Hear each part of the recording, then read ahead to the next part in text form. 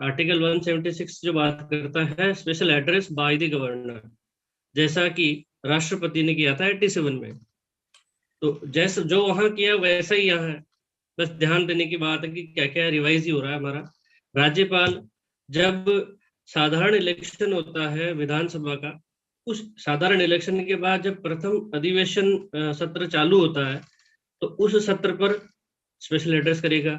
दूसरा कि जब प्रत्येक साल हर वर्ष जब पहली बार सत्र चालू होगा, प्रथम सत्र, तब विधानसभा में या विधान परिषद जहां कहीं है, तो वहां दोनों सदनों को एक साथ स्पेशल एड्रेस करेगा, मतलब अभिभाषण करेगा, वहां उन्हें संबोधन करेगा।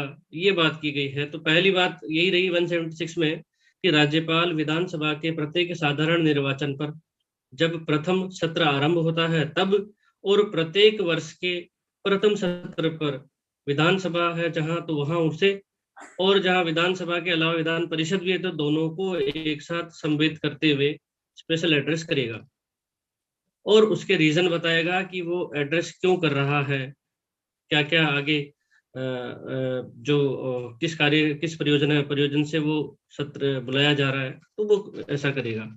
फिर इसके नियमों के बारे में बात है कि प्रत्येक सदन की प्रक्रिया का नियम जो है सदन जो कौन करेगा, तो कि यहाँ प्रत्येक सदन या सदन की प्रक्रिया का नियमन करने वाले नियम ऐसे अभिभाषण में जो विषय हैं उनकी चर्चा के बारे में उपबंध किए जा सकेंगे। ठीक है, ज्यादा विशेष नहीं है।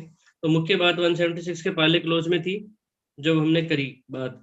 अब बात आती है, जैसा हमने आर्टिकल 88 में पढ़ा, अगेन रिवीजन ही है ये, कि वहां हमने पढ़ा था अटॉर्नी जनरल को और मंत्री जो है जो उसके केंद्र में जो केंद्र सरकार के जो उसके बारे में संसद के जो सदस्य हैं, और उसके बाद जो कोई मिनिस्टर बना है उनमें से, तो उन मंत्रियों के और अटॉर्नी जनरल के बारे में बात की थी कि उन्हें कार्रवाई में भाग लेने का अधिकार है। तो वैसे ही यहाँ पर राज्य के संदर्भ में जो राज्य का प्रत्येक मंत्री है उसे, और राज्य के महाधिवक्ता को अधिकार होगा कि वो राज्य के विधानसभा में या विधान परिषद में, दोनों ही सदनों में बोले और कार्रवाइयों में भाग ले। तो यहाँ बोलने का और कार्रवाइयों में भाग लेने का उसे यहाँ पर उस अधिकार होगा। और यदि विधानमंडल की कोई समिति है, उसमें उसे नॉमिनेट किया है सदस्य के रूप में, तो वहां भी वो बोलेगा, कार्रवाई में भाग लेगा। पर क्या ये मत देने का अधिकारी होगा? तो यहाँ ये कहता है कि मत देने का उसे हकदार नहीं है, वो मत देने का हकदार नहीं होगा, कार्रवाई में भाग ले सकता है, बोल सकता है। ये एक सामान्य बात थी जो आर्टिकल 177 में थी, और वैसी ही बात हमने जो पहले उसमें देखी थी आर्टिकल 88 में। कंपेरेटिवली पैरेलल बराबर है, यहाँ याद कर लिया तो वहां याद हो गया। अब बात आती है जो हमने पहले पढ़ा, जब आर्टिकल 93 से लेकर के और आर्टिकल जो उससे आगे वाले आर्टिकल थे, वहां हमने देखा कि जो संसद के अधिकारी होंगे कौन होंगे। तो यहाँ बात की है वैसे ही, सेम लगभग वैसे ही है कि राज्य के विधानमंडल के अधिकारी कौन होंगे। तो यहाँ आर्टिकल 178 से लेकर के और यहाँ बात की गई है लगभग आर्टिकल 187, इसके बीच में सारी बातें की गई हैं। 178 से 187 के बीच में बातें की गई हैं। तो हम देखते हैं कि पहली बात किसके लिए की गई है। तो आर्टिकल 178 बात करता है राज्य के विधानसभा लेजिस्लेचर असेंबली जो है उसके अध्यक्ष और उपाध्यक्ष। तो यहाँ बात की the speaker and deputy speaker of the legislative assembly. तो वहां जो विधानसभा का अध्यक्ष कौन होगा, कौन चुनेगा, इसके बारे में बात की है। तो यहाँ ये बात की है कि राज्य की जो विधानसभा है उसके अंदर दो सदस्यों को वो अध्यक्ष, दो सदस्यों में से एक को अध्यक्ष और एक को उपाध्यक्ष चुनेंगे। कौन चुनेगा? तो कि प्रत्येक राज्य की विधानसभा चुनेगी अपने दो सदस्यों को, एक सदस्य अध्यक्ष होगा और दूसरा उपाध्यक्ष होगा। अध्यक्ष या उपाध्यक्ष यदि किसी कारण से नहीं है, तो विधानसभा किसी अन्य सदस्य को भी अध्यक्ष या उपाध्यक्ष चुन सकेगी। ये बात 178 में है। वैसी ही है जैसी आर्टिकल 93 में है। सेम वहां यही बात थी, संसद के बारे में थी, कि वहाँ लोक संसद के अंदर जो निम्न सदन है लोकसभा, लोकसभा के लिए आर्टिकल 93 के अंदर सेम वैसी ही बात है कि जो वहाँ लोकसभा का अध्यक्ष और उपाध्यक्ष चुनने की बातें थी, तो सेम वैसे ही है। अब इसके बाद जो नेक्स्ट आर्टिकल है वो बात कर रहा है कि कब, जैसे मान लीजिए कि कोई पद रिक्त हो गया है या किसी कारण से वो कार्य करने में असमर्थ हो या कोई ऐसी कंडीशंस दी हुई हैं इनमें, तो वो क्या क्या है देख लेते हैं कि अध्यक्ष और उपाध्यक्ष का, स्पीकर और डिप्टी स्पीकर का यदि पद रिक्त है, पद त्याग दिया है उसने या उसे पद से हटा दिया है, तो कौन कार्य करेगा। तो यह बताता है कि विधानसभा का अध्यक्ष या उपाध्यक्ष पद धारण करने वाला ऐसा सदस्य जो है, विधानसभा का सदस्य नहीं रहता है तो पद रिक्त कर देगा। सदस्य नहीं रहने का मतलब हो गया कि 5 साल हो गए उसको, जो भी पत्र प्रथम अधिवेशन से, तो विधानसभा का डिजोल्यूशन हो गया, तो ऐसी स्थिति में पद रिक्त हो जाएगा। या किसी कारण से उसे हटा दिया है तो भी हटा दिया है तो उसका आगे आता है। तो अब दूसरी बात आती है इसमें कि यदि वो अध्यक्ष है और यदि पद त्यागना चाहता है तो किसे देगा। तो इसके अंदर खंड 2 में बात की है 179 में कि वो सदस्य यदि अध्यक्ष है तो अध्यक्ष उपाध्यक्ष को लेटर द्वारा, हस्ताक्षरित लेटर द्वारा जो है वो पद त्यागने के लिए निवेदन करेगा। और यदि वो उपाध्यक्ष है तो अध्यक्ष को हस्ताक्षरित लेख द्वारा पद त्यागने के लिए प्रेषित करेगा। तो बात वाइस वर्सा है यहाँ पे कि यदि अध्यक्ष है तो उपाध्यक्ष को, और यदि उपाध्यक्ष है तो अध्यक्ष को अपने पद त्याग के लिए जो है उसको संबोधित करेगा और अपना लेटर उसको देगा, हस्ताक्षरित लेटर। अब बात आती है तीसरा कि हटाने के बारे में है इसमें। तीसरा ये कहता है कि विधानसभा के जहां उस समय मौजूद सदस्य, तत्कालीन समस्त सदस्य जो बहुमत द्वारा पारित संकल्प से उसको हटा सकेंगे। तो बहुमत द्वारा यहाँ पर हटाने की बात की गई है कि उनको हटाया जा सकता है। तो वैसे ही है 94 में बात की गई है, आर्टिकल 94 भी वैसा ही है कि संसद के जो लोकसभा है, लोकसभा का अध्यक्ष और उपाध्यक्ष है, वो यदि रिक्त है, पद उन्होंने त्याग दिया है या पद से उन्हें हटा दिया है, तो क्या प्रक्रिया है वो वहां पे 1 इसमें 94 में भी वैसे ही बात की गई है। तो यहाँ याद हो गया तो वहां भी हो जाएगा। बस एड्रेस याद रखने की बात है कि कहाँ क्या है। फिर इसके अंदर ये बात की कि यदि जब संकल्प द्वारा उसे हटाया जाना है तो कम से कम जो है वो उस प्रस्ताव की जो है वो उसकी 14 दिन पूर्व सूचना देना आवश्यक है। ये बात इसके प्रोवाइडेड में की गई है।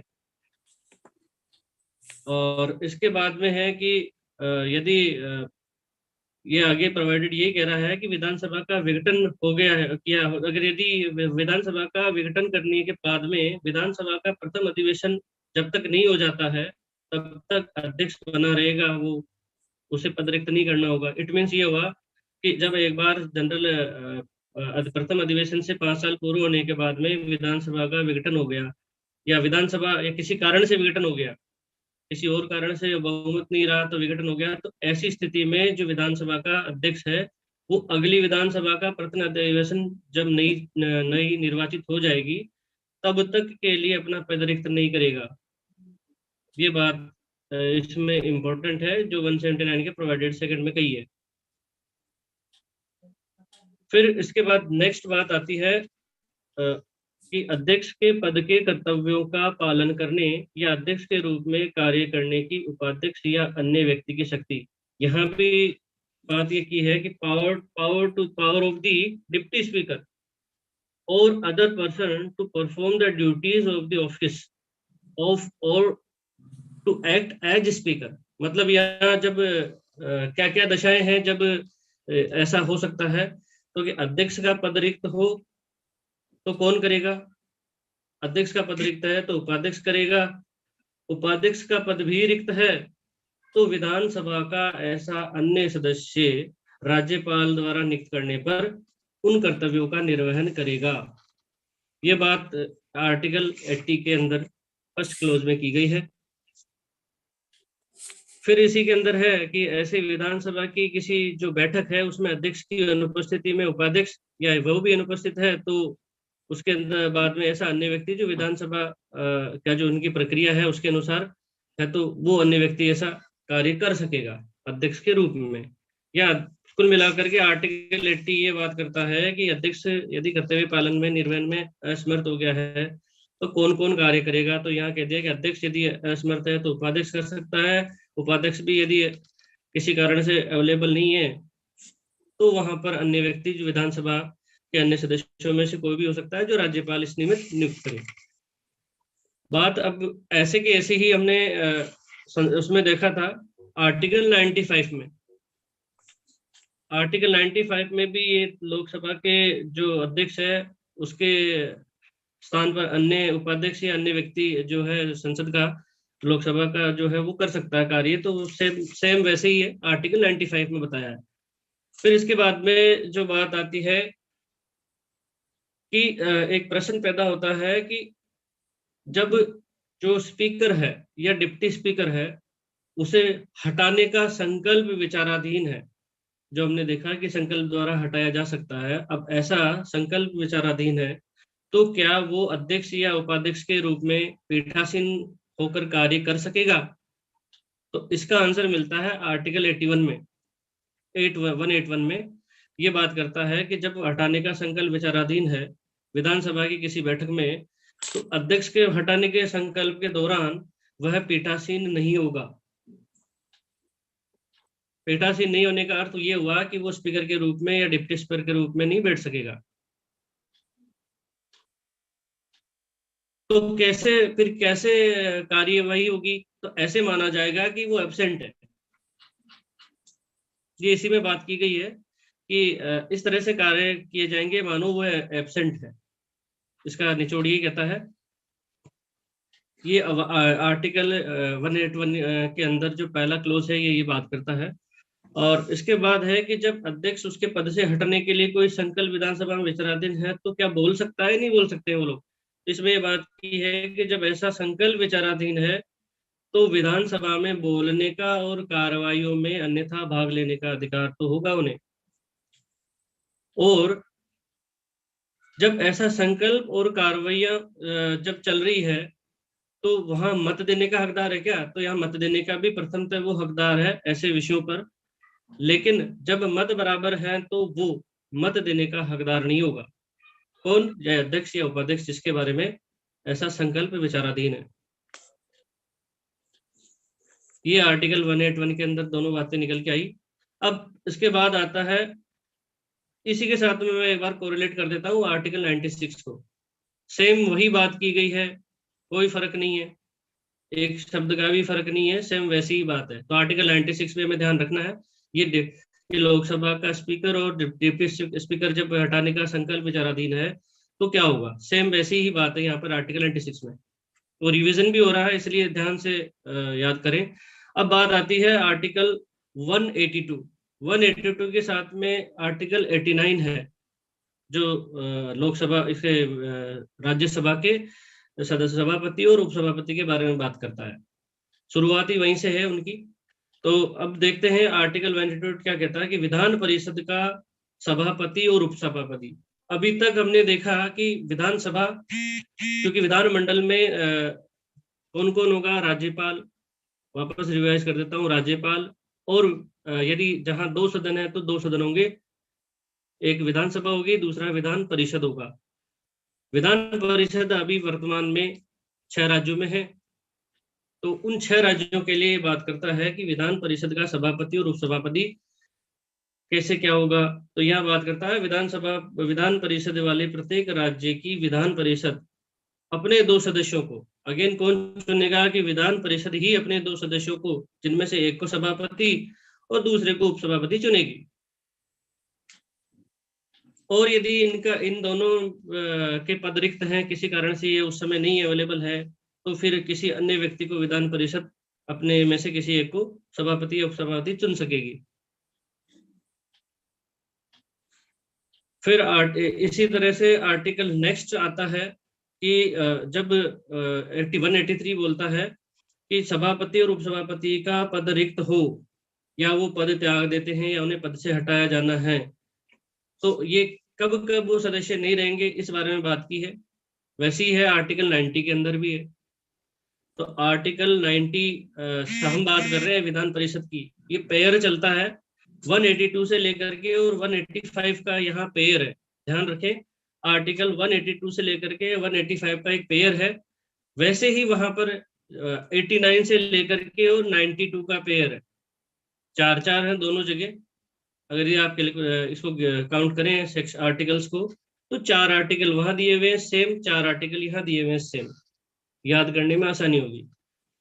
तो अब बात आती है आर्टिकल 183 की सभापति और उपसभापति का पद रिक्त है तो क्या होगा। तो यहाँ फर्स्ट बात है कि सभापति और उपसभापति जब पद धारण कर रहे हैं वो, तो अब यदि विधान परिषद का वो सदस्य ही नहीं रहा, क्योंकि यहाँ हमने पहले पढ़ा कि प्रत्येक 2 वर्ष के अंदर रिटायरमेंट होते, तो जब वो सदस्य ही नहीं रहा तो पद रिक्त कर देगा। फर्स्ट बात यही कहती है 183 की कि जब वो सदस्य नहीं रहा है तो पद रिक्त कर देगा। सेकंड बात है कि किसी कारण से बीमार है, बार बार कार्रवाइयों में नहीं आ सकता है तो पद त्याग सकता है। तो यहाँ ये बात कर रहा है किसी भी समय वह सदस्य सभापति है तो उपसभापति को, और यदि वह उपसभापति है तो सभापति को संबोधित अपने हस्ताक्षर सहित लेख द्वारा पद को त्याग सकेगा। 182 का सेकंड पॉइंट यही था 183 का। अब थर्ड बात इसमें यही है कि अब क्या इन्हें भी संकल्प द्वारा हटाया जा सकता है। तो यहाँ ये बात है विधान परिषद के तत्कालीन समस्त सदस्य, तत्कालीन मीन्स उस समय मौजूद तत्कालीन जो भी सदस्य हैं वो सदस्य बहुमत से संकल्प पारित करके ऐसे सभापति या उपसभापति को पद से हटा सकते हैं। तो 3 बातें यहाँ निकल करके आई कि जब कब तो पद रिक्त हो जाएगा कि जब संविधान परिषद का सदस्य ही नहीं रहा वो, तो पद रिक्त हो जाएगा। दूसरी बात है कि सभापति है तो उपसभापति को अपने हस्ताक्षर सहित लेख द्वारा पद त्याग सकेगा, और उपसभापति है तो सभापति को। और थर्ड है कि संकल्प द्वारा जो है बहुमत से अपने पद से हटाया जा सकेगा। फिर अगेन वही बात है कि जब ऐसा संकल्प लाना है तो उसके प्रस्ताव के आशय की जो है 14 दिन पूर्व सूचना देनी आवश्यक है। आर्टिकल 90 भी इसी तरह की बात करता है, लगभग वैसा ही है। अब यहाँ पर तीसरा जो अगला जो आर्टिकल है वो 184 है। 184 आर्टिकल बात करता है power of the deputy chairman or other person to perform the duties of the office of or to act as chairman। Again वैसी ही बात जो हमने आर्टिकल अभी पढ़ा था 181, उसमें पहले जो हमने पढ़ा कि आर्टिकल 91 भी ऐसा ही है ऐसे। तो अब बात करते हैं 184 की कि कब कब ये जो है विधान परिषद का ऐसा सदस्य है वो जो नियुक्त हुआ है वो, एक मिनट, ठीक है, उपसभापति बात कर लेता हूं मैं कि जब सभापति का पद रिक्त है तब उपसभापति या उपसभापति का पद भी रिक्त है तो विधान परिषद का ऐसा सदस्य जिसको राज्यपाल इस प्रयोजन के लिए नियुक्त करे पद के कर्तव्यों का पालन करेगा। ठीक है, अब बात यहाँ जो पहला क्लोज ये कह रहा है कि जब सभापति का पद रिक्त है तो उपसभापति और उपसभापति का पद भी रिक्त है तो विधान परिषद का अन्य सदस्य उनकी जगह कार्य कर लेगा। जैसा आर्टिकल 91 में भी सेम वैसे ही था जब हमने बात की थी राज्यसभा के जो सभापति है उसके बारे में। फिर इसके बाद में आर्टिकल 185 आता है, वैसा ही है जैसा आर्टिकल 92 है कि 4 पेयर हम बात कर रहे हैं कि 4 पेयर है। तो 182 से 185 ये 4 पेयर हम पढ़ रहे हैं। तो इसमें लास्ट जो बात आती है कि अब यदि कोई संकल्प विचाराधीन है, जो हमने देखा अभी इससे पहले कि जब विचाराधीन है संकल्प ला सकते हैं हटाने के लिए, यदि ऐसा कोई संकल्प विचाराधीन है तो क्या वो पीठासीन के रूप में कार्य करेंगे। सेम वैसे ही है, आर्टिकल 181 में देखा और आर्टिकल 92 में हमने पहले देखा, सेम वैसे ही है। तो ये कहता है कि पीठासीन के रूप में कार्य नहीं करेंगे और ऐसे कार्रवाई होगी मानो वो एब्सेंट है। इसका मतलब उस समय सभापति और उपसभापति के रूप में वो कार्य नहीं करेंगे। और क्या उन्हें उस समय कार्रवाइयों में बोलने का हक होगा। तो यहाँ ये कहता है कि सभापति को उसके पद से हटाने का कोई संकल्प जब विधान परिषद में विचाराधीन है तो विधान परिषद में बोलने का और कार्रवाइयों में अन्यथा भाग लेने का हकदार अधिकार होगा। पर क्या मत देने का हकदार होगा? तो अगेन ये कहते हैं कि मत देने का, कार्रवाइयों के दौरान जो है वो मत देने का हकदार तो होगा, लेकिन जब मत बराबर हो तो उस दशा में मत नहीं दे सकता। सेम वैसी ही है बात, इसको याद रखने के लिए कि एक बार याद किया तो वैसा रिपीटेशन है इनमें। फिर आर्टिकल 186, आर्टिकल 186 बात करता है कि अध्यक्ष और उपाध्यक्ष, सभापति और उपसभापति के वेतन भत्ते क्या होंगे। तो अब देख लेते हैं, जो हमने इससे पहले संसद के अंदर जो लोकसभा और राज्यसभा है उनमें देखा था, उनके अध्यक्ष, उपाध्यक्ष और सभापति और उपसभापति के वेतन भत्ते कहाँ दिए हुए हैं, कौन से आर्टिकल में है, तो वहाँ 97 है। आर्टिकल 97 में वो बात की, वैसी ही बात यहाँ आर्टिकल 186 में की गई है। तो इसके अंदर वेतन भत्ते कौन तय करेगा, तो ये बात कर रहा है कि विधानसभा के अध्यक्ष, उपाध्यक्ष तथा विधान परिषद के सभापति और उपसभापति, इनके वेतन भत्ते राज्य के विधानमंडल द्वारा विधि द्वारा नियत करेंगे वो होंगे। और यदि विधानमंडल ने विधि द्वारा ऐसा तय नहीं किया है तो कैसे होंगे, किस रूप में मिलेंगे, तो ये बात करता है कि ऐसे वेतन और भत्ते जो दूसरी अनुसूची, सेकेंड शेड्यूल उसमें बताए गए हैं उसके अनुसार मिलेंगे। तो वेतन भत्तों की अगर जनरल बात की जाए तो बस कॉमन है कि संसद के संदर्भ में संसद विधि द्वारा तय करेगी, और यदि विधि द्वारा तय नहीं किया गया है तो दूसरी अनुसूची के अनुसार मिलेंगे। वैसे ही यहाँ पर विधानसभा और विधान परिषद के जो अध्यक्ष, उपाध्यक्ष और सदस्य, ये सभापति उपसभापति हैं, इनके भी वैसे ही मिलेंगे। अब इससे पहले हमने आर्टिकल 98 में पढ़ा था secretarial staff of the parliament, संसद के जो ये सचिवालय था उसके बारे में बात की थी आर्टिकल 98 में। वैसे ही बात यहाँ पर आर्टिकल 187 में आती है कि विधानमंडल का एक सचिवालय होगा। अब यहाँ पर बात की है सबसे पहले कि जो राज्य का विधानमंडल है, विधानमंडल के अंदर दोनों ही है आ गए, विधानसभा और विधान परिषद।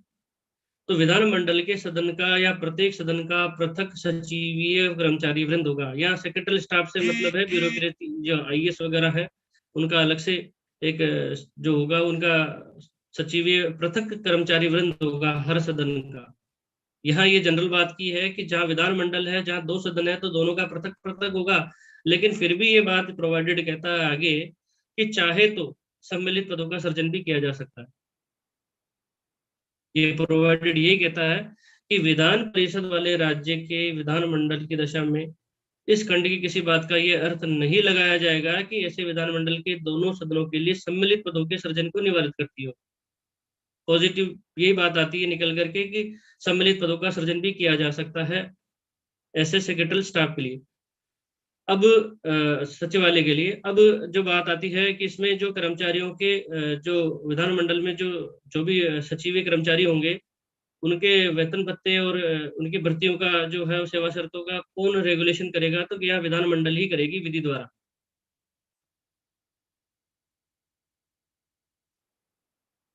अब बात है इसमें एक केस लो है जो के शपथ के बारे में बात करता है कि जब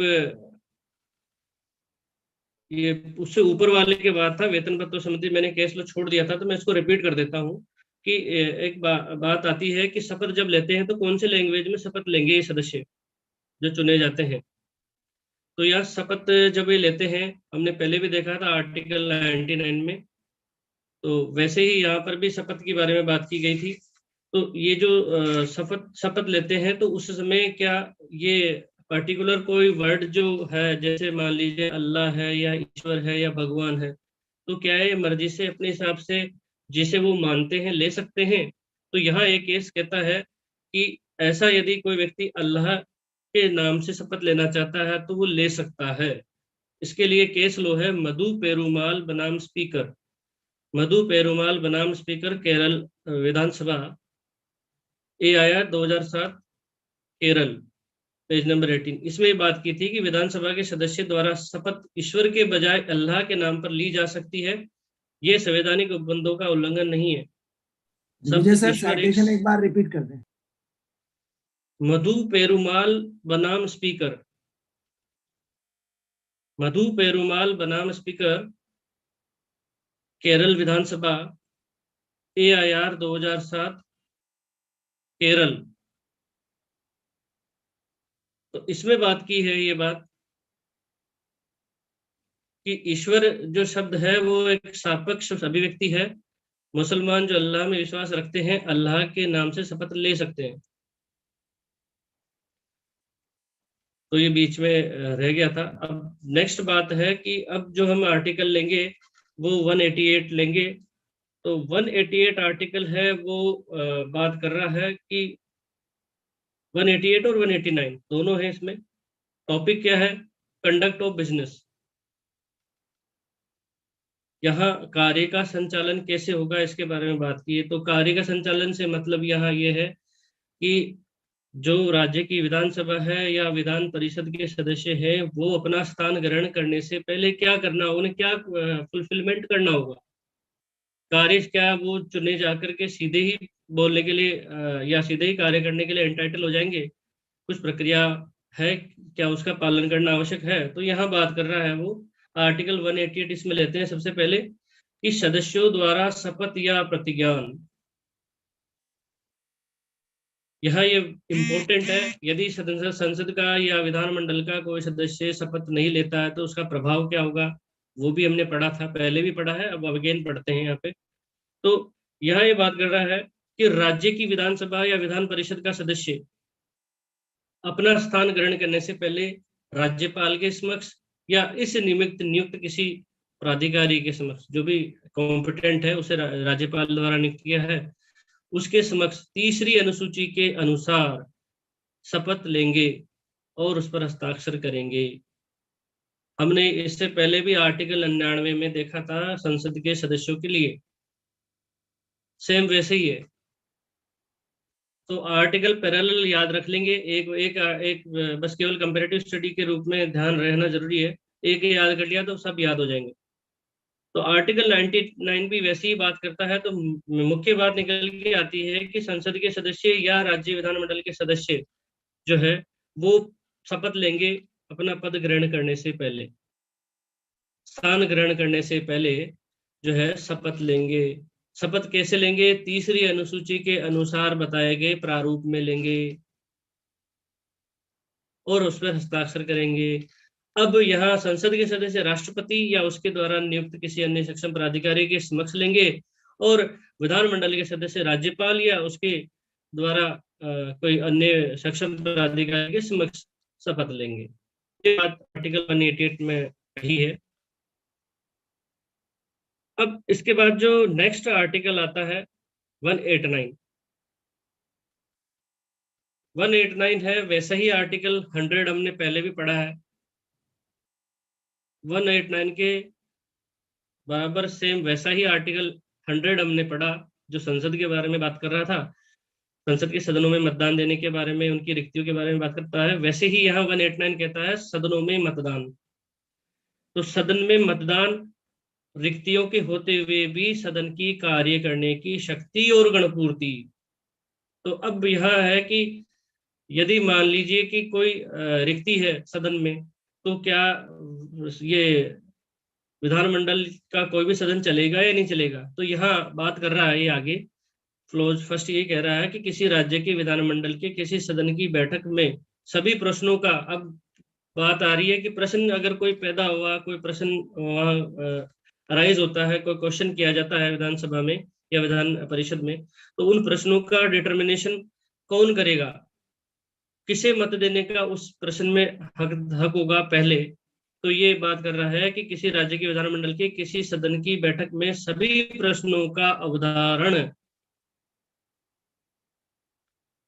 उपस्थित और मत देने वाले सदस्यों के बहुमत से किया जाएगा, लेकिन कौन? अध्यक्ष, अध्यक्ष या सभापति को या उस रूप में कार्य करने वाले व्यक्ति को छोड़कर। यहाँ जनरल बात ये की गई है कि अध्यक्ष, सभापति को और उस रूप में कार्य करने वाले व्यक्ति को छोड़कर अन्य उपस्थित व्यक्ति जो मत देने के लिए मत देते हैं उनके बहुमत से उस प्रश्न का अवधारण किया जाएगा। अब जब यहाँ मत बहुमत से दिया जा रहा है, यहाँ मत दिया जा रहा है और मत में बराबर बराबर मत आ जाते हैं, तो यहाँ पर रोल चालू होता है अध्यक्ष का या सभापति का। अध्यक्ष या सभापति प्रथमतः मत देने के हकदार नहीं होंगे, लेकिन जब मत बराबर होगा तो निर्णायक मत में वो अपना मत का प्रयोग करेंगे। तो जनरल बात निकल करके ये आती है कि जब कोई प्रश्न एक या एक से अधिक कोई प्रश्न जहाँ पैदा होते हैं, जहाँ प्रश्न उठाए जाते हैं, तो उनका अवधारण वहाँ उपस्थित जो भी विधानमंडल में विधानसभा या परिषद के सदस्य हैं वो उपस्थित और मत देने के लिए जो वहाँ उपस्थित सदस्य हैं उनके बहुमत से तय किया जाएगा। पर उस समय जब वो फर्स्ट बार तय किया जा रहा है तो सभापति या अध्यक्ष मत नहीं देगा, लेकिन जब मत बराबर बराबर बट जाते हैं तो निर्णायक मत देने के हकदार होंगे, वो अपना निर्णायक मत का प्रयोग कर सकेंगे। अब इसके बाद आर्टिकल 110 के अंदर दूसरी बात आती है खंड 2 में कि राज्य के विधानमंडल के किसी भी सदन की सदस्यता में कोई रिक्ति है, मतलब वहां अगेन बात आती है गणपूर्ति पूरी नहीं है, quorum थोड़ा कम है, तो या किसी सदन की सदस्यता में कोई रिक्ति है, कोई सदस्य वहां नहीं है, तो उस सदन को कार्य करने की फिर भी शक्ति होगी। और यदि बाद में पता चले कि कोई व्यक्ति जो ऐसे हकदार ही नहीं था कार्रवाई में भाग लेने के लिए और फिर भी उन्होंने उपस्थित होकर के मत दिया है, कार्रवाइयों में अन्यथा भाग लिया है, तो यहाँ पर विधानमंडल जो है उस पे आगे ऐसे व्यक्ति पे जो है कार्रवाई भी कर सकती है। ये बात करता है खंड 2। अब कार्रवाई कैसे कर सकती है, जैसे मान लीजिए कि किसी ने शपथ नहीं ली है, बिना शपथ के वो जो है वहां पे कार्रवाई में भाग लेता है, या फिर वो किसी अन्य प्रकार से जो एंटाइटल नहीं है लेकिन सदस्य भाग ले लेता है, तो वहाँ आर्टिकल हमने पहले पढ़ा था 104 में वैसे ही कि पेनल्टी 500 रुपए की दी जा सकती है। इसमें क्या प्रोविजन है आगे देखते हैं।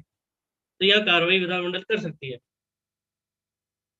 थर्ड बात आती है इसी में कि राज्य विधानमंडल विधि द्वारा अन्यथा उपबंध नहीं करे तब तक राज्य विधानमंडल के किसी सदन का अधिवेशन गठित करने के लिए गणपूर्ति कितनी होनी चाहिए, अगेन वैसी है संसद में थी जैसे, गणपूर्ति 10 सदस्य या सदन के सदस्यों की कुल संख्या का 10वां भाग। गणपूर्ति में ये है कि कुल सदन की जो सदस्य संख्या है उसका 10वां भाग तो होगा ही होगा, उससे कम नहीं होने चाहिए। जैसा हमने पहले भी पढ़ा था आर्टिकल 100 में भी वही बात सेम यहाँ भी वही बात करता है।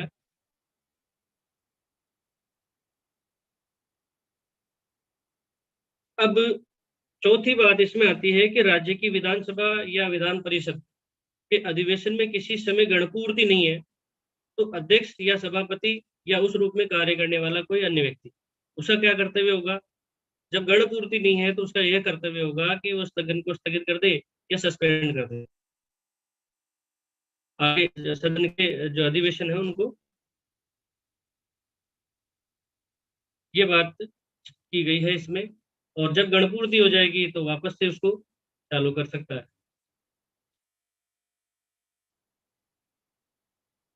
और इसके बाद में जब नेक्स्ट आता है जो टॉपिक है वो सदस्यों की वही डिस्क्वालिफिकेशन है। यहाँ विधानमंडल के जो सदस्य हैं उनके डिस्क्वालिफिकेशन की बात की गई है।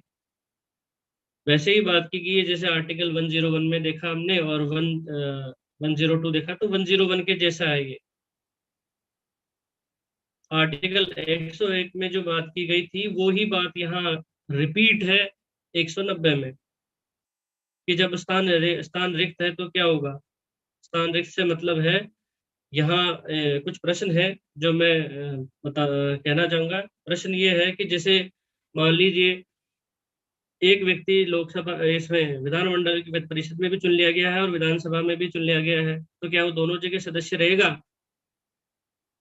तो ऐसा ही कुछ है इसमें कि क्या होगा उसका, क्या एक जगह रहेगा या दोनों जगह रह सकता है। तो हमने पहले पढ़ा 101 में, वैसे ही यहाँ पर बात कर रहा है कि जब कोई व्यक्ति राज्य के विधानमंडल के दोनों सदनों का सदस्य, पहली बात तो कह रहा है कि होगा ही नहीं, और यदि दोनों ही सदनों का सदस्य चुन लिया जाता है, तो एक का या दूसरे सदन के स्थान को रिक्त करने के लिए राज्य विधानमंडल विधि द्वारा उपबंध करेगी। कहने का अर्थ यही हुआ, 101 में वैसे ही था कि जब संसद में दोनों सदनों में चुन लिया गया था, तो वहां भी किसी एक पद पे एक स्थान एक उस पे सदन का ही सदस्य रहेगा, दोनों का नहीं हो सकता।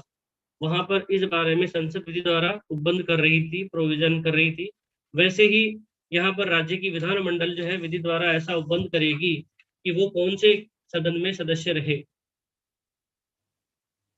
तो पहली बात तो कह दी, दोनों सदनों का सदस्य नहीं होगा, और यदि दोनों सदनों का सदस्य चुन लिया गया है, तो उनमें से किसी एक स्थान को रिक्त करना होगा।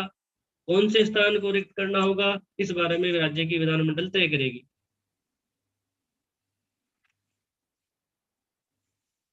अब इसके बाद में है कि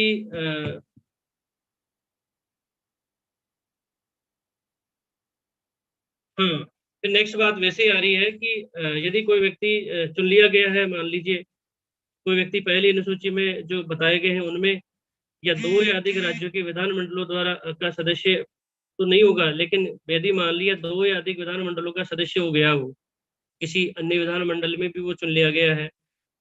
अब यहाँ बात आ रही है कि दो सदनों का, पहला हमने पढ़ा कि दो सदनों का नहीं होगा। अब यहाँ ये कह रहा है कि दो विधानमंडल की बात आ रही है, कोई व्यक्ति पहली अनुसूची में निर्दिष्ट दो या अधिक राज्यों के विधानमंडलों का सदस्य नहीं होगा, और यदि वो व्यक्ति दो या अधिक राज्यों के विधानमंडल का सदस्य चुन लिया जाता है, तो ऐसी अवधि की समाप्ति पर जो राष्ट्रपति द्वारा बनाए नियमों के अनुसार राज्य के विधानमंडलों में से ऐसे व्यक्ति को का स्थान रिक्त हो जाएगा जो उसने एक राज्य को छोड़कर अन्य राज्य के विधानमंडल में अपने स्थान को पहले ही नहीं त्याग दिया हो। तो यहाँ यहाँ राष्ट्रपति का रोल आ रहा है। जब दो राज्य के विधानमंडल में वो चुन लिया है, तो राष्ट्रपति ने एक समय अवधि तय की, उस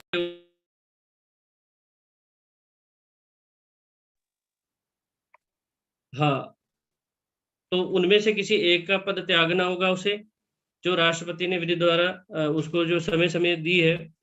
उसके बाद में वो नहीं त्यागता है, तो कौन सा स्थान समाप्त समझा जाएगा।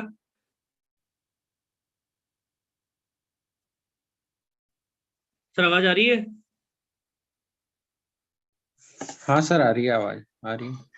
अच्छा, वो बीच में क्या फोन आ गया था, कट हो गया था इसमें। तो सर आगे बढ़े इसमें, यहीं तक और कर दें? नहीं ठीक है दिग्विजय, 8:06 हो गए। अब इसको एक बार रिवाइज कर लेते हैं, और कोई क्वेश्चन हो तो वो उस पर चर्चा कर लेते हैं। तो see friends, very nicely has explained our friend Digvijay Singh from articles 176 to article 190। अब इसको शॉर्टली कौन रिवाइज करेगा बताएं। गणेश आप रिवाइज करें इसको, 175 to 190, 176 to 190। Ji sir,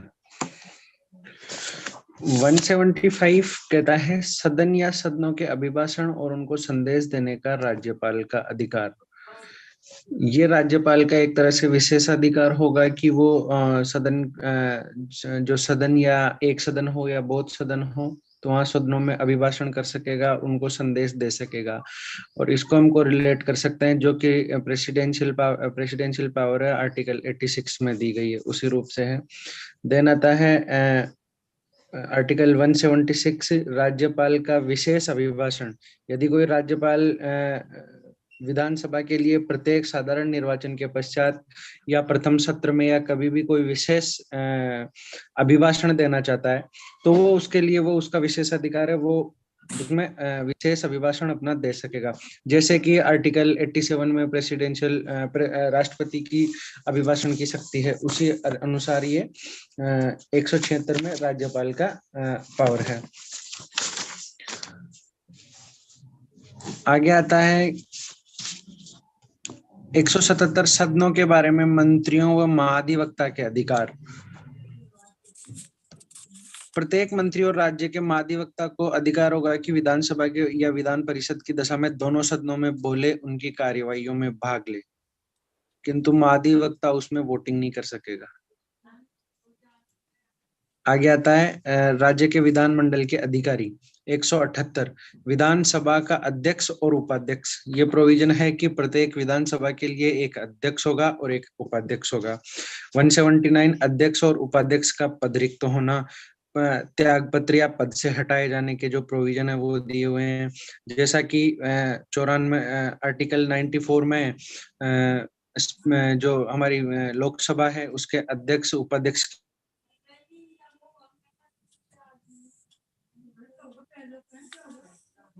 Ganesh unmute करें, म्यूट हो गया आपका।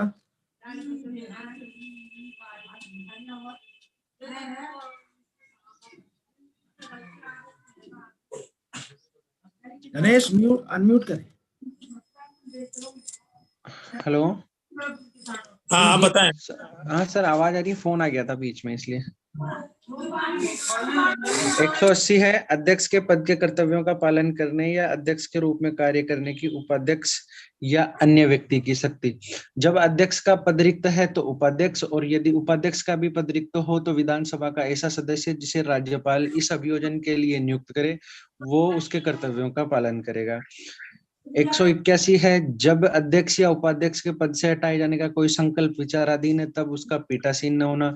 जब अध्यक्ष या उपाध्यक्ष के स्वयं के विरुद्ध अगर उसको हटाए जाने का कोई प्रस्ताव विचाराधीन है, निर्णयधीन है, विचाराधीन है, तो वो विधानसभा की किसी बैठक में जब अध्यक्ष का कोई भी संकल्प आएगा तो उसमें वो भाग नहीं लेगा, उसकी पीठासीनता नहीं करेगा। 182 है विधान परिषद का सभापति और उपसभापति। जैसा कि आर्टिकल 89 में दिया हुआ है राज्यसभा के सभापति और उपसभापति, उसी तरह से यहाँ विधान परिषद के सभापति व उपसभापति दिए हुए हैं। यदि कोई विधान परिषद होगी तो उसमें एक सभापति होगा और एक उपसभापति होगा। 183 है सभापति व उपसभापति का पद रिक्त हो या त्यागपत्र हो या पद से हटाया जाना है। जैसा कि आर्टिकल 90 में दिया हुआ है उसी तरह राज्यसभा के संबंध में उसी तरह से यहाँ भी प्रोविजन है। इसमें दिया हुआ है कि विधान परिषद के सभापति उपसभापति के रूप में धारण करने वाला पद धारण करने वाला सदस्य यदि विधान परिषद का सदस्य नहीं रहता तो अपना पद रिक्त कर देगा। इसी तरह आगे आता है कि 184 सभापति के पद के कर्तव्यों का पालन करने या सभापति के रूप में कार्य करने की उपसभापति या अन्य व्यक्ति की शक्ति। जैसा कि आर्टिकल 91 में राज्यसभा के संबंध में दिया हुआ है वैसे यहाँ सेम है बिल्कुल।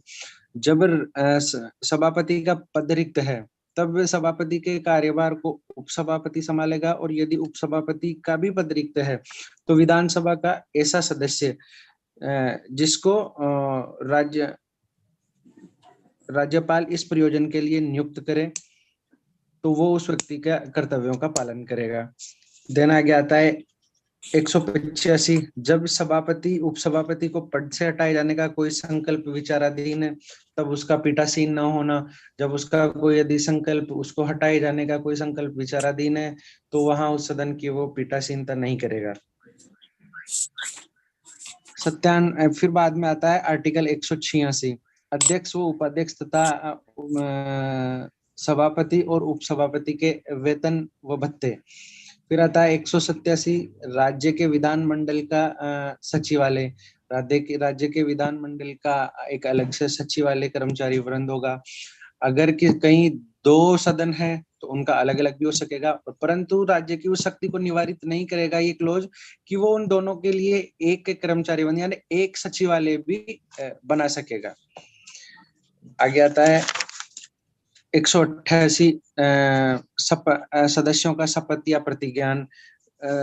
राज्य की विधानसभा या विधान परिषद का प्रत्येक सदस्य अपना स्थान ग्रहण करने से पहले राज्यपाल या उस द्वारा नियमित नियुक्त किसी व्यक्ति के समक्ष तीसरी अनुसूची में इस द्वारा जो प्रारूप दिया गया है उसके अनुसार वो शपथ व प्रतिज्ञान करेगा।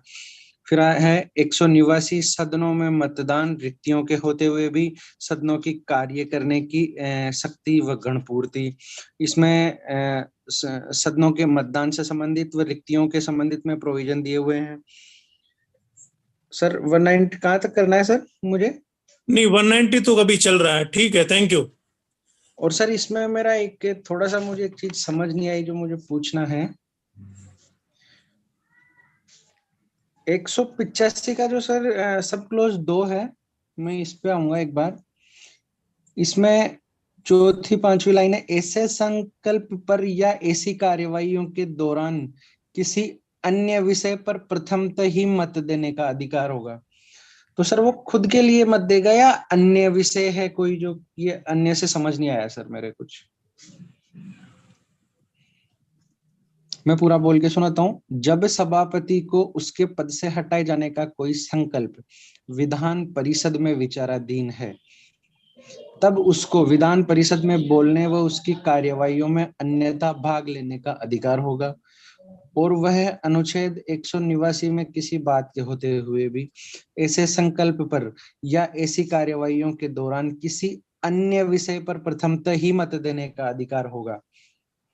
ये सर ये तो आंसर इसी में दिया हुआ है गणेश, आंसर इसी में दिया हुआ है। उस संकल्प और कार्रवाइयों दोनों में ही वोटिंग कर सकता है, लेकिन वोटिंग कब करेगा? जब दोनों के मत बराबर आ जाएं। तो आंसर तो इसमें दिया, संकल्प के लिए भी एप्लीकेबल है और दूसरी कार्रवाइयों के लिए भी एप्लीकेबल है। लेकिन उसकी वोट की वैलिडिटी कब रहेगी? यानी कि वो लास्ट में वोट देगा जब दोनों मत बराबर आ जाएं, पक्ष और विपक्ष के, तो वो अपना वोट दे सकता है, अदरवाइज तो उसको वोटिंग का राइट भी नहीं रहेगा। तो ये तो वर्मा सेल्फ सर, एक्सप्लेनेटरी है। मेरा मत विभेद है इस पे थोड़ा सा आपसे। मेरा ये मानना है कि जो उसका रेजोल्यूशन पास होगा उसके अगेंस्ट में, उसमें उसको वोट देने का अधिकार नहीं होगा। और एक क्वेश्चन और था मेरा, बाकी लोग भी अपडेट करिएगा, मेरा केवल सबमिशन है, मैं जैसा समझ पा रहा हूँ। मध्य प्रदेश में चुनाव हुए, कमलनाथ सरकार बनी, कमलनाथ को जाना पड़ा बहुमत खोने के कारण। तो पहला क्वेश्चन, क्या विधानमंडल या विधानमंडल डिसॉल्व हो गया?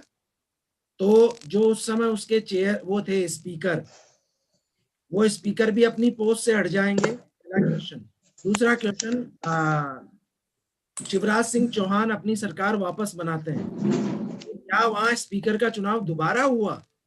मेरा ये आप सब लोगों से क्वेश्चन है, मुझे कुछ डाउट है इस विषय। सर मैं बताऊं, इसमें वो स्पीकर नहीं हटा उसमें, क्योंकि उसने कमलनाथ ने रेजिग्नेशन किया था, विधानसभा भंग नहीं हुई थी उस समय। तो स्पीकर कांग्रेस का ही रहेगा? नहीं सर, जो एमपी के सिनेरियो में बता रहा हूँ मैं, एमपी के सिनेरियो में यूं हुआ था कि वहां विधानसभा डिसॉल्व नहीं हुई थी। सुप्रीम कोर्ट ने फ्लोर टेस्ट कराने के लिए कहा था, स्पीकर वही था। नहीं, अब स्पीकर कौन है मैं ये जानना चाह रहा हूँ। वही कांग्रेस वाले स्पीकर है या स्पीकर बदल गए? नहीं, स्पीकर तो बदल गए ना। तो स्पीकर ने भी रिजाइन किया उस समय? फिर तत्पश्चात स्पीकर ने भी रिजाइन किया। वर्मा सर, मेरा जो क्वेश्चन था, मेरी बातचीत थी, मैं कह रहा था भाई उसमें जब यदि उसके रेजोल्यूशन पे नहीं होगा तो जरा इस आर्टिकल को एक बार पढ़ लेना, अपन जरा देख लें एक बार, कोई डिसेक्शन कर दे इसका आर्टिकल का। कौन सा 180? 185 वर्मा सर। देखिए, कह रहा है द चेयरमैन और the deputy chairman not to preside while a resolution for his removal from office is under consideration. यानी कि जब उसका रिजोल्यूशन उसको हटाने का लाया जाएगा, उस समय वो उसको चेयर नहीं करेंगे, यानी कि पीठासीन नहीं रहेंगे वो। सब क्लॉज 1 कह रहा है, at any sitting of the legislative council while any resolution for the removal of the chairman from his office is under consideration, the chairman, or while any resolution for the removal of the deputy chairman from his office is under consideration, the deputy chairman shall not, though he is present, preside, and the provisions of clause 2 of article 184 shall apply in relation to every such sitting as they apply in relation to a sitting from which the chairman or as the case may be the deputy chairman is absent। यानी कि हिंदी में पढ़ देता हूं उसको। विधान परिषद की किसी बैठक में जब सभापति को उसके पद से हटाने का कोई संकल्प विचाराधीन है, तब सभापति या उपसभापति को उसके पद से हटाने का कोई संकल्प विचाराधीन है, तब उप सभापति उपस्थित रहने पर भी पीठासीन नहीं होगा और अनुच्छेद 184(2) के खंड 2 के उपबंध ऐसी प्रत्येक बैठक के संबंध में वैसे ही लागू होंगे जैसे उस बैठक के संबंध में लागू होते हैं, जिससे यथास्थिति सभापति और उपसभापति अनुपस्थित है। यानी कि सदन में वो प्रेजेंट रह सकते हैं, लेकिन वो चेयर को प्रिसाइड नहीं करेंगे वो, और उनके बारे में ये ट्वीट किया जाएगा कि वो अनुपस्थित हैं। अनुपस्थित सदन में नहीं, अनुपस्थित उनको ये माना जाएगा कि वो पीठासीन नहीं है, इस कारण अनुपस्थित माना जाएगा। सदन में बैठ सकते हैं वो। सब क्लॉज 2 कराइए। जब सभापति को उसके पद से हटाने का कोई संकल्प विधान परिषद में विचाराधीन है, तब उसको विधान परिषद में बोलने और उसकी कार्रवाइयों में अन्यथा भाग लेने का अधिकार होगा, और वह अनुच्छेद 189 में किसी बात के होते हुए भी ऐसे संकल्प पर या ऐसी कार्रवाई के दौरान किसी अन्य विषय पर प्रथमतः ही मत देने का अधिकार होगा, किंतु मत बराबर होने की दशा में मत देने का हकदार नहीं होगा। अब कार्रवाइयों में भाग लेने का मतलब तो ये हुआ कि he can submit his defence, उसको सुनवाई का मौका तो दिया ही जाएगा, तो कार्रवाइयों में भाग भी लेगा और उसमें डिबेट भी करेगा। लेकिन वोटिंग के टाइम पर अगर उसका वो वोट भी देता है तो वोट उसका उसी पर कंसीडर किया जाएगा कि जब अन्य सदस्यों के मत पक्ष और विपक्ष के बराबर आ जाते हैं तो उसका वोट है वो काउंट किया जाएगा, अन्यथा उसके वोट की आवश्यकता भी नहीं रहेगी। तो मैं तो ये समझ पा रहा हूँ, इसमें और कोई अपडेट करना चाहे तो काइंडली बताएं। मेरे हिसाब से बराबर वोट आएंगे जब काउंट नहीं किया जाएगा, ऐसा है? यस सर, सही है sir. His vote is not counting for the decisive manner. Sir decisive manner. Sir इससे मैं कुछ बोलना चाह रहा हूँ सर। हाँ बोले सर। इसमें सर यूं है कि मैं सर एक सेकंड गणेश वीरविक्रम सर जी सर, जब इसमें 2 बातें दे रखी है, एक तो संकल्प और कार्यवाहियां, दोनों में अगर जो स्पीकर है उसको कार्यवाहियों में भी भाग ले सकता है और प्रथमतः वोट दे सकता है। लेकिन जैसे सदन में दोनों सदनों में पक्ष और विपक्ष में वोट पड़ते हैं, तब दोनों के मत अगर बराबर आ जाते हैं, जैसे 100, तो जो एक वोट बचता है कि एक वोट डालने से पक्ष में उसका जो भी प्रश्न है या वो उसको माना जाता है, तो उस टाइम वो जब उसका पद संकल्प विचाराधीन होता है तो पीठासीन न होना, तब इस चीज को वहां पे वो नहीं दे सकता है इस चीज को, क्योंकि वो पीठासीन नहीं होगा उस टाइम, तो उसको ये अधिकार नहीं होगा कि जब दोनों के मत पक्ष और विपक्ष के मत बराबर है तो वो एक मत उसका पढ़ने से कोई भी एक संकल्प पारित हो सकता है, तो उस टाइम उसको ये चीज मतलब नहीं कर सकता, वो उसमें मत नहीं दे सकता। ये चीज है सर। जी सर। चलिए, और किसी को कुछ कहना है? हाँ सर, जी सर। जी हाँ बोले राजकुमार जी को मौका देते गणेश एक बार। जी यस सर। चलिए, 179 को लेकर था कि जैसे अध्यक्ष और उपाध्यक्ष अगर वो रिजाइन देंगे तो इसमें ये लिखा हुआ है कि अध्यक्ष तो उपाध्यक्ष को देगा और उपाध्यक्ष अध्यक्ष को देगा, ये क्लियर है खंड 2 में। परंतु अगर मेरा क्वेश्चन ये है कि अध्यक्ष ने उपाध्यक्ष को रिजाइन दे दिया तो वो चला गया, अब उपाध्यक्ष किसको रिजाइन देगा? अगर वो भी रिजाइन देना चाहे तो वो किसे दे? वो राजकुमार जी को दे दे। टेक्निकल क्वेश्चन है, अच्छा क्वेश्चन है आपका, तो वीर विक्रम नोट कर लें इसको।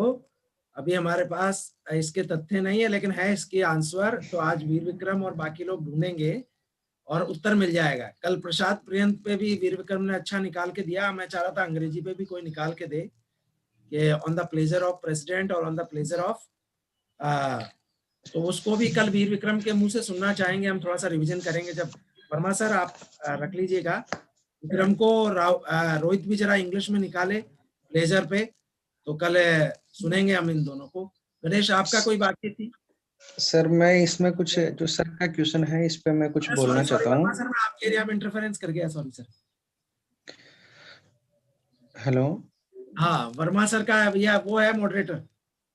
अच्छा, सर मैं इसमें जो राजकुमार सर का जो क्वेश्चन था उसमें मैं कुछ थोड़ा सा बोलना चाहूंगा कि जो ये अध्यक्ष और उपाध्यक्ष है ये पद नाम से होगा जब अगर मान लीजिए कि सर ने जैसा बताया कि यदि अध्यक्ष उपस्थित नहीं है और उसका कार्यभार उपाध्यक्ष संभाल रहा है तो वो उपाध्यक्ष उस समय अध्यक्ष माना जाएगा।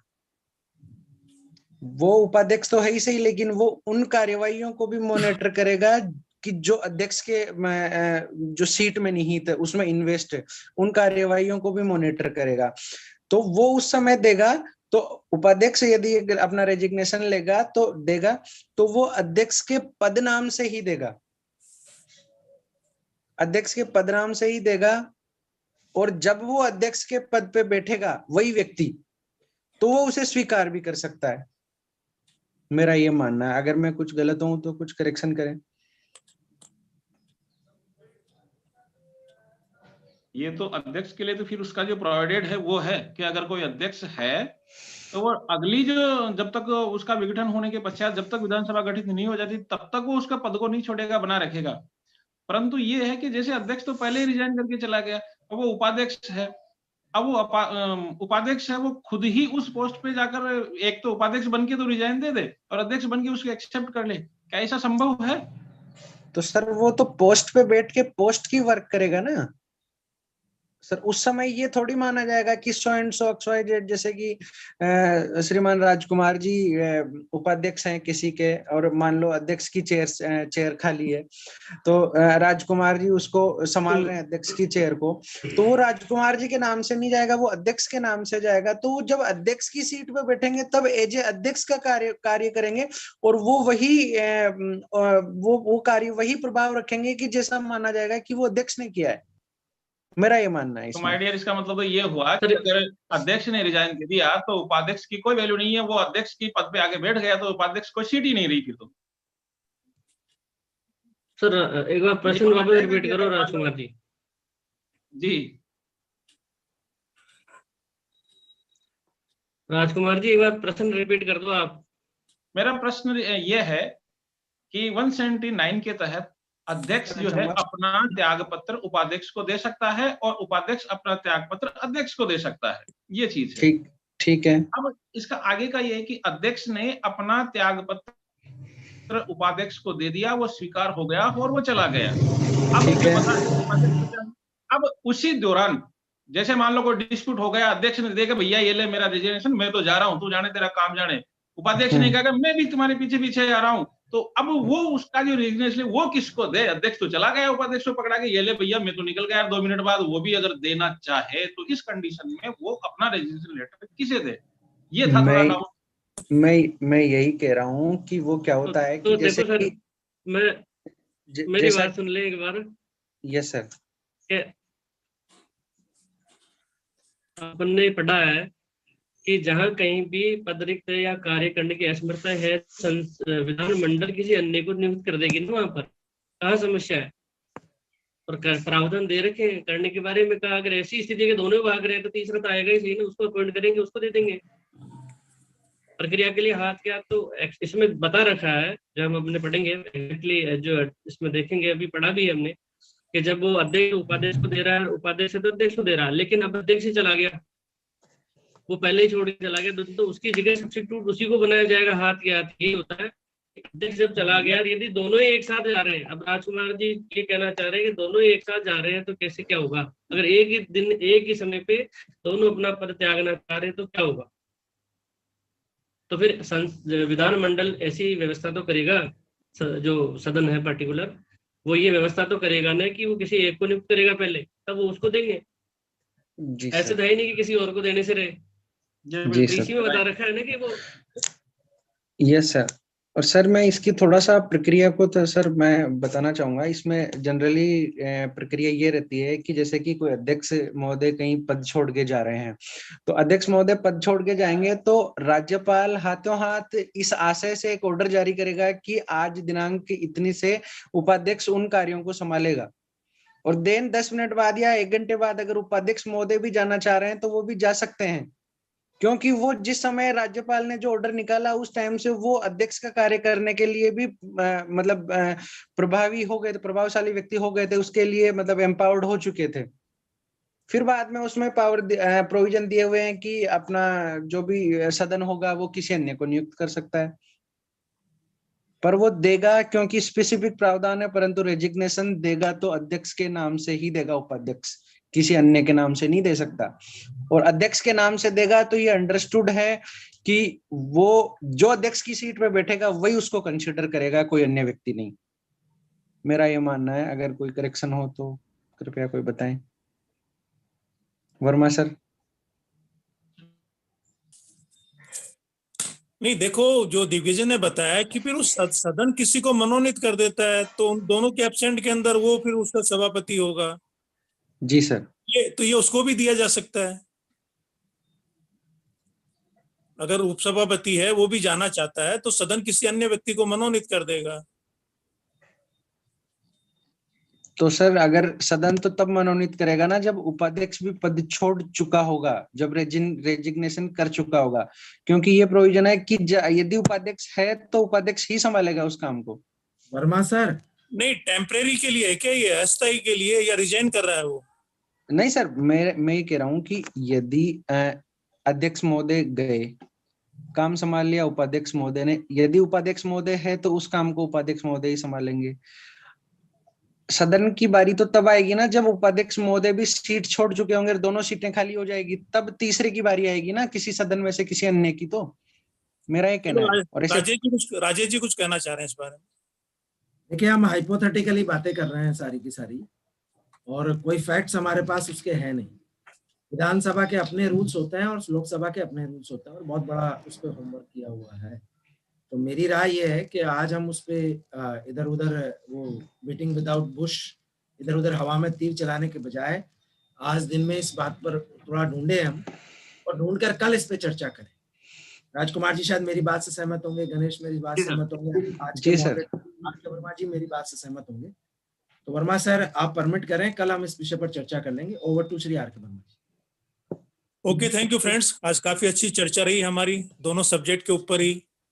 सीआरपीसी में हमने ये सेशन ट्रायल के बारे में जाना, और कॉन्स्टिट्यूशन के अंदर हमने विधानमंडल के बारे में जाना, तो काफी अच्छा चर्चा रही। तो आज हम अपनी यहीं समाप्त करते हैं अपनी मीटिंग को। 8:31 हो गए, और कल नए टॉपिक के साथ, नई ऊर्जा के साथ again we are meeting tomorrow. Have a good day. Thank you.